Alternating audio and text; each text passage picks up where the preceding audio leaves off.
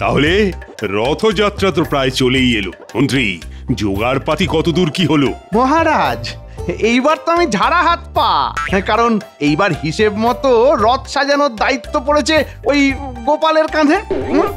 তাই নাকি? তাহলে গোপাল, এই বছর রথের দায়িত্ব তোমার কাঁধে? আগে হিসেব তো তাই বলছে মহারাজ। হ্যাঁ মহারাজ, আপনার নিয়ম অনুযায়ী গোপাল বাদে রাজসভার সকলেরই একবার করে দায়িত্ব সামলানো হয়ে গেছে। হ্যাঁ, গোপালই শুধুমাত্র বাকি, তাই এই বছর সম্পূর্ণ দায়িত্ব গোপালের। বেশ বেশ বেশ, তাহলে গোপাল, রথ তৈরির কাজ শুরু করে দাও। হাতে তো আর বেশি দিন সময় নেই। হ্যাঁ মহারাজ, আমি ভাবছি কাল থেকেই রথ সাজানোর কাজ একেবারে শুরু করে দেব। গোপাল, একটা কথা মনে রেখো, এ কিন্তু রাজবাড়ির রথ, সেই বুঝেই সাজাবে। তুমি আবার কিপটেমি করে হাতের সামনে যা পেলে তাই দিয়েই রথ সাজাবে না, কেমন? আপনি না বললে মনে হয় আমি জানতে পারতাম না যে এটা রাজবাড়ির রথ। দেখেছেন মহারাজ, দেখেছেন, গোপালকে কোনো কথা বলার জো নেই, সব কথাতেই ওর উত্তর দেওয়া চাই। গোপাল কিন্তু খুব পেকে গেছে। মন্ত্রী, তুমি একটু চুপ করো তো। গোপাল ঠিক নিজের কাজ সামলে দেবে। আচ্ছা, আজকের মতো সভা এখানেই শেষ হলো। সবাই এখন এসো তো, এসো।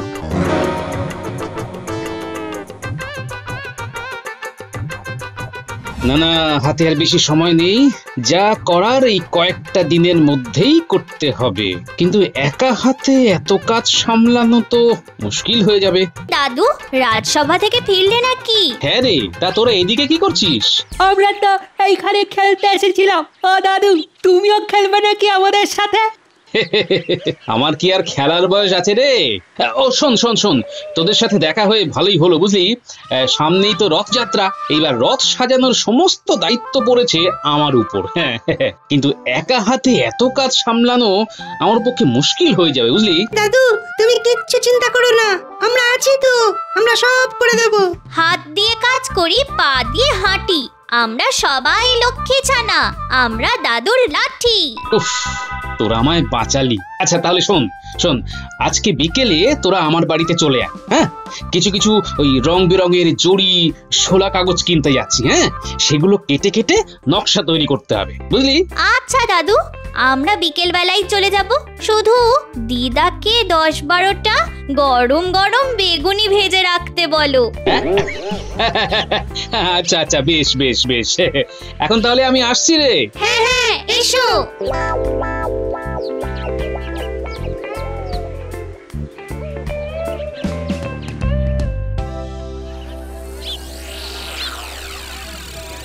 বলো গোপাল দাদা, কি লাগবে?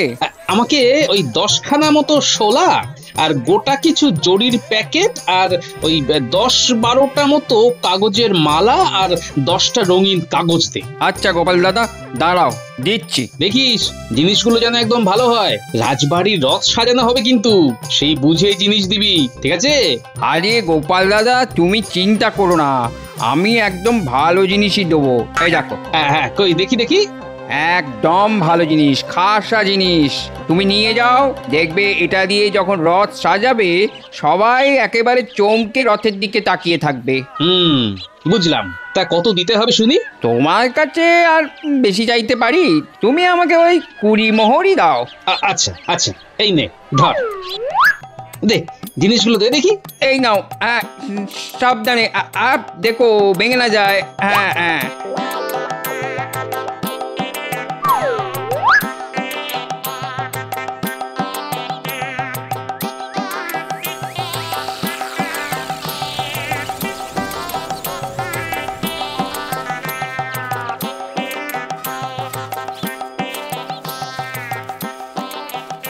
ওই গগিনি, কোথায় গেলে গো?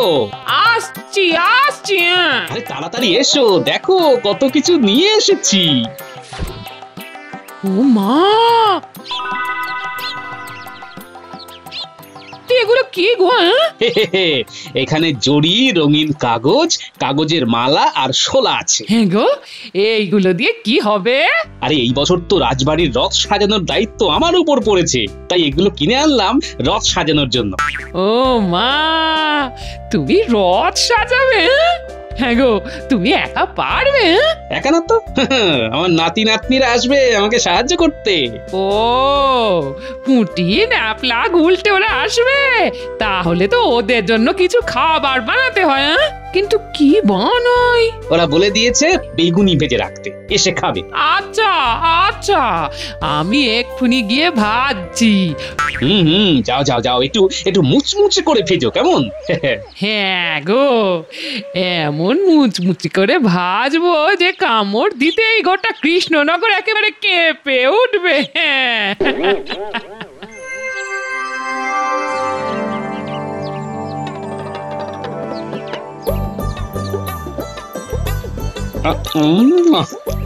ও কি সুন্দর ফুরফুরে হাওয়া দিচ্ছে রে।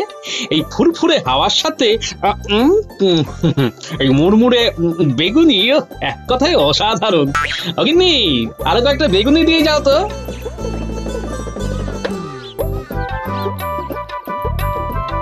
এই নাও, এই কি রে ন্যাপলা পুঁটি উল্টে, তোরাও নিয়ে নিয়ে ঠান্ডা হয়ে যাবে তো। আয় আয় আয়, তাড়াতাড়ি তাড়াতাড়ি বেগুনিগুলো খেয়ে নে। হ্যাঁ দাদু, আসছি। এইদিকে আমার কাজও হয়ে গেছে। এই নে এই নে, খা খা। উফ, বেগুনিগুলো দারুণ হয়েছে দিদা। দাঁড়া দাঁড়া, আমি আরো কয়েকটা বেগুনি ভেজে নিয়ে আসি। হ্যাঁ,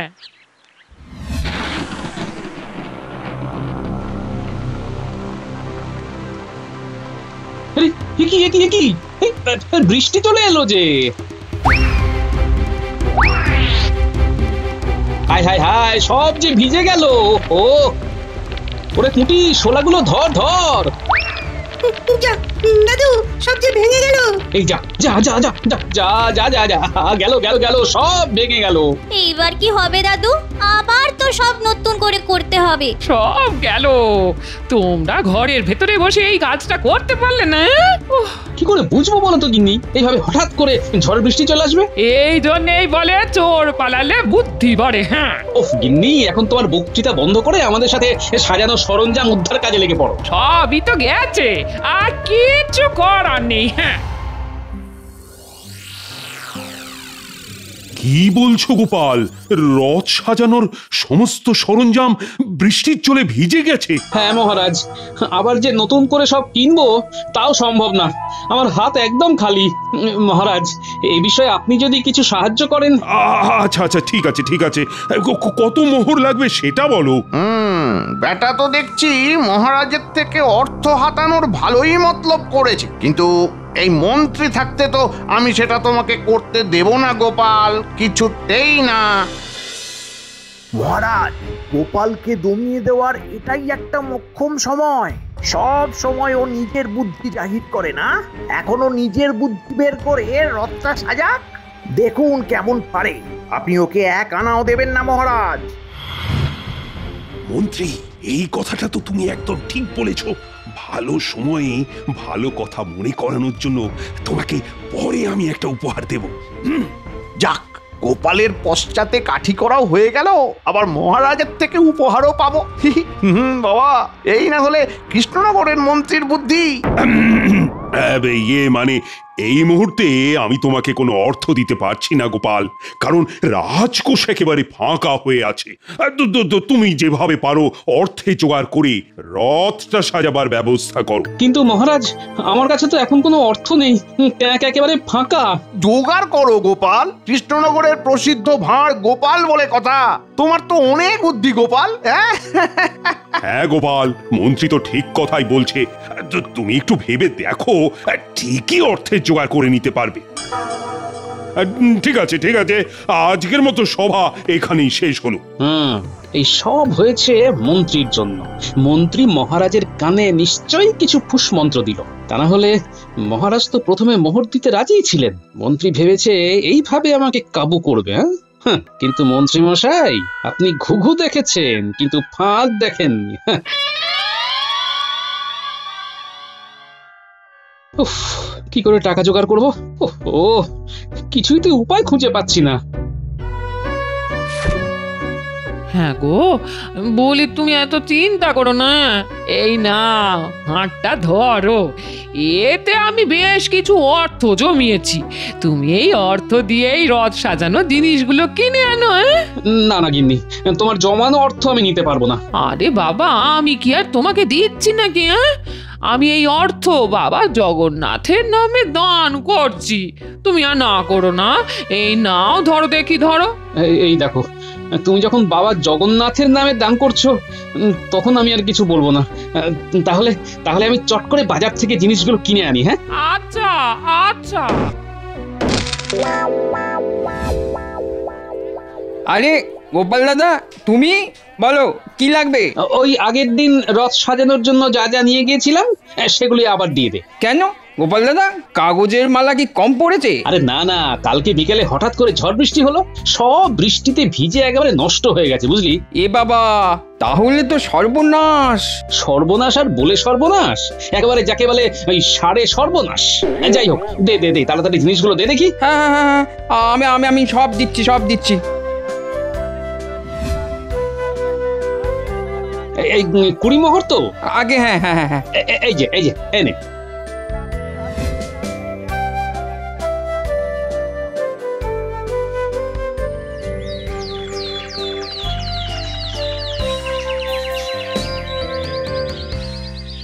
ইস, এই বুদ্ধিটা যদি আগে করতে, তাহলে আর এই সর্বনাশটা হতো না। হ্যাঁ, ঠিকই বলেছো গিন্নি। দাদুর আর কি দোষ? কাগজগুলোর ওপর বৃষ্টির জলগুলো পড়েই তো সর্বনাশটা হলো। জল, এই জলই যখন এত বড় ক্ষতি করলো, তখন এই জল দিয়ে এই জল তোলার মোহর তোলার একটা বন্দোবস্ত করতে হবে। হ্যাঁ, কি গো দাদু, কোথায় হারিয়ে গেলে? কিছু বলছিস নাকি? বলছি, কোথায় হারিয়ে গেছিলে? তখন থেকে ডাকছি। দাদু নিশ্চয়ই মাথা থেকে কোনো বুদ্ধি বের করছিল। তুই একেবারে ঠিক ধরেছিস ন্যাপলা। শোন, আমার মাথায় একটা বুদ্ধি এসেছে। কি বুদ্ধি? কি বুদ্ধি? শোন তবে। কিরে, পারবি তো? এটা তো আমাদের যাকে বলি ওই বাঁ হাতের খেল দাদু। তুমি দেখো শুধু আমরা কাজটা কিভাবে করি। তাহলে ঠিক সময়ে কাজটা করে ফেলবি। একদম, তুমি নিশ্চিন্তে থাকো দাদু, কাজটা একদম ঠিক সময়ই হয়ে যাবে। মন্ত্রী মশাই, গোপালের বুদ্ধি দেখতে চেয়েছিলে না? এবার দেখবে গোপাল কি করতে পারে।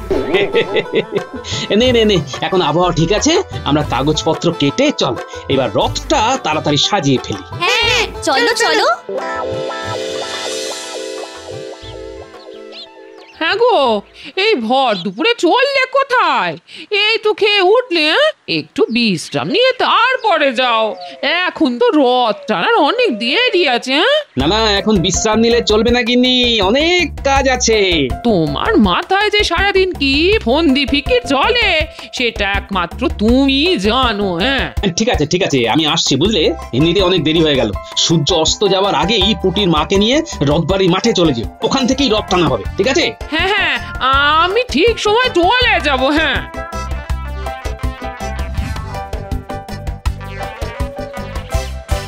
ওই তো আমার নাতি নাতনিরা চলে এসেছে। সবাই তৈরি তো? কাজটা কিন্তু খুব মন দিয়ে করতে হবে। একদম দাদু।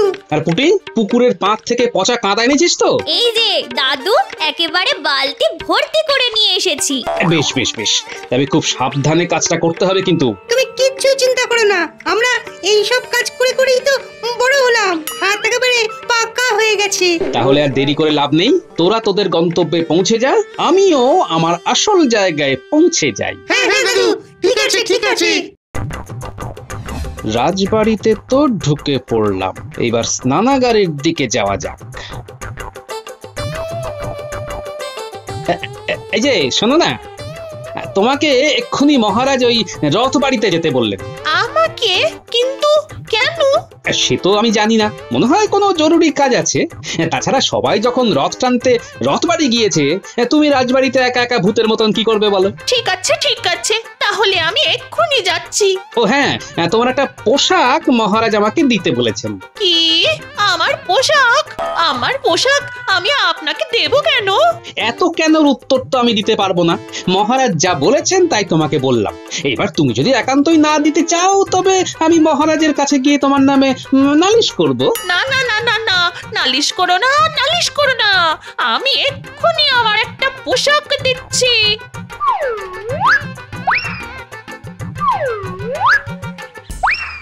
যাক, পোশাক পেয়ে গেছি।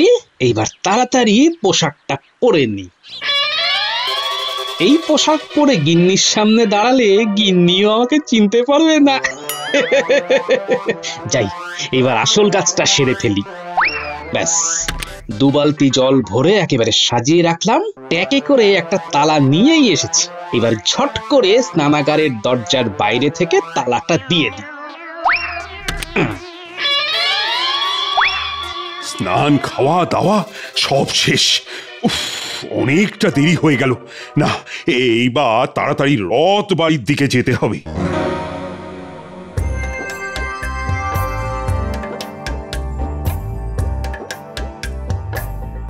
তবে যাই বলুন মন্ত্রী মশাই, এই গোপাল রথটা কিন্তু খুব সুন্দর করে সাজিয়েছে। হ্যাঁ হ্যাঁ, ওই হয়েছে কোনো রকম। এত প্যাঁচ কষলাম, তাও ওই বেটা ঠিক বুদ্ধি করে রথটাকে সাজিয়ে ফেললো। টেকোর একেবারে গাঁটে গাঁটে বুদ্ধি।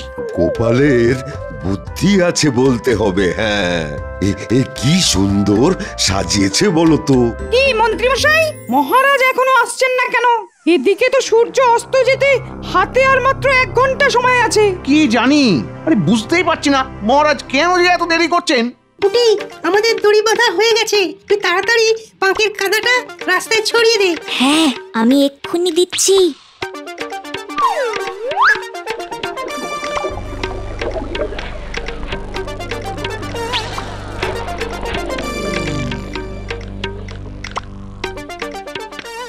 কাজ শেষ।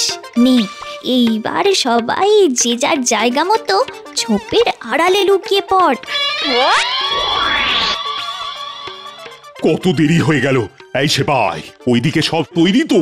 হ্যাঁ মহারাজ, হয়তো এতক্ষণে সব তৈরি হয়ে গেছে আর সবাই হয়তো চলেও এসেছেন। হ্যাঁ, চলো চলো চলো, আমারই অনেক দেরি হয়ে গেল। ওই তো মহারাজ আসছে। ন্যাপলা, তৈরি তো? একদম একদম। এ বাবা, কাদা! ছি ছি ছি ছি ছি, কি হলো? বাবা রে বাবা, কি গন্ধ! উঠুন মহারাজ, উঠুন উঠুন। ছি ছি ছি ছি ছি, এইবার কি হবে? এইভাবে আমি রথ টানতে যাব কিভাবে? এমনিতেই তো এত দেরি হয়ে গেল, কি যে করি এখন? মহারাজ মহারাজ, আপনি তো ওই পুকুরে স্নান করতে পারবেন না। কাপড়, জামা, গামছা সব তো ওই রাজবাড়িতে।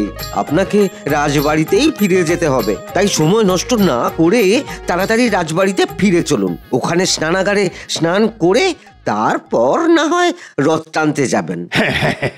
তুমি ঠিকই বলেছো সেপাই, এই কাদা নিয়ে তো আর রথ টানতে যেতে পারি না। চলো চলো, রাজবাড়িতেই ফিরে যাওয়া যাক। ওদিকে সূর্যাস্ত হয়ে গেলে তো রথ টানা শুরু করা যাবে না। বাবা, কি গন্ধ! আমাদের কাজ শেষ। এই কারা যেন পালিয়ে গেল। বাচ্চাগুলো মনে হচ্ছে। সে কি, তার মানে ওই ছোট ছোট ছেলেগুলো আপনার সাথে এই রকম মজা করলো? একবার বাগে পাই, বেটাদের আচ্ছা করে ব্যবস্থা নেব। চলো চলো সেপাই, তাড়াতাড়ি পা চালিয়ে চলো। মহারাজ এখনো আসছেন না কেন? ঠিক আছে, আমি বরং একবার গিয়ে দেখি। হ্যাঁ হ্যাঁ, আপনি বরং একবার রাজবাড়িতে গিয়েই দেখুন মহারাজের এত দেরি হচ্ছে কেন। ঠিক আছে ঠিক আছে, আমি আসছি। যাই, তাড়াতাড়ি করে স্নানটা করে ফেলি। স্নানাগারের দরজায় তালা কেন?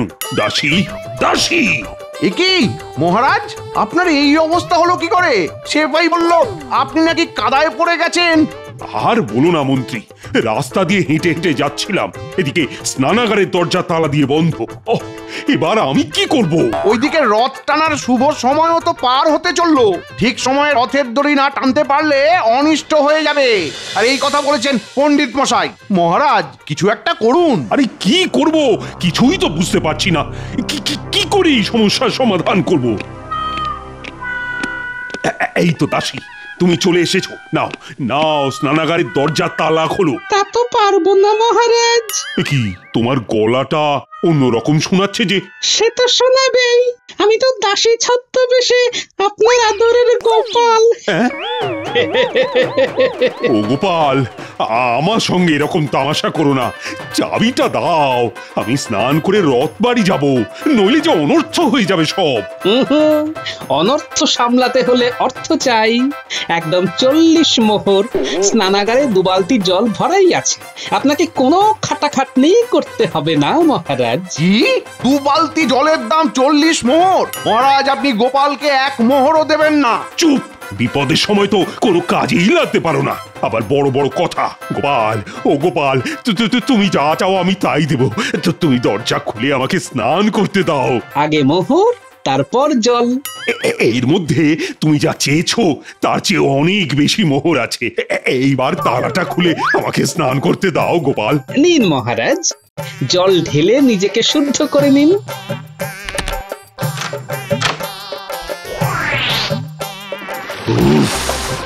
শান্তি। আর সময় নেই, এর মধ্যে মহারাজ না আসলে এই রথযাত্রা অসম্পূর্ণ থেকে যাবে। সবাই তো সেই কখন এসছে। চিন্তা নেই, চিন্তা নেই, মহারাজ চলে এসেছেন। আরে ওই তো মহারাজ চলে এসেছেন, সাথে মন্ত্রী মশাই, গোপাল দুজনেই আছে দেখছি। আমি সবার কাছে ক্ষমা চাইছি, একটু দেরি হয়ে গেল। মহারাজ, হাতে আর বেশি সময় নেই, তাড়াতাড়ি তাড়াতাড়ি রথের দড়িতে টান দিন, শুভ সময় যে পার হতে চললো।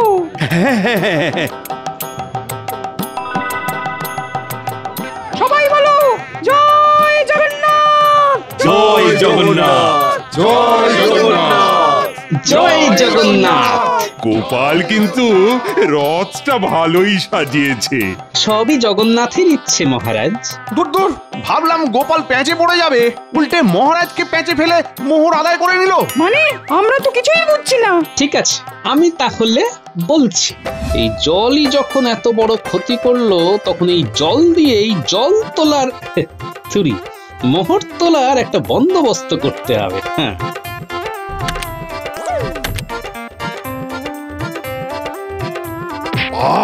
কাদা, কি করে সমস্যার সমাধান করব?